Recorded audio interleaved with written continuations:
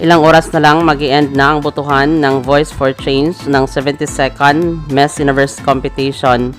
Ang mananalo dito ay gagawaran ng fan vote winner. Samantala, silang apat na kandidata na may pinakamaraming bumuto. Naunguna si Miss Philippines, Michelle Marquez D, na may 251,646 na boto.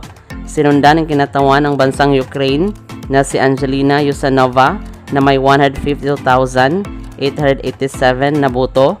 Nasa ikatlong pwesto naman si Shenes Palacios ng bansang Nicaragua na may 133,443 na boto at si Antonia Purcell ng bansang Thailand na may 60,068 na boto. Tatanghalin mamaya ang final na 10 kandidata na mananalo dito.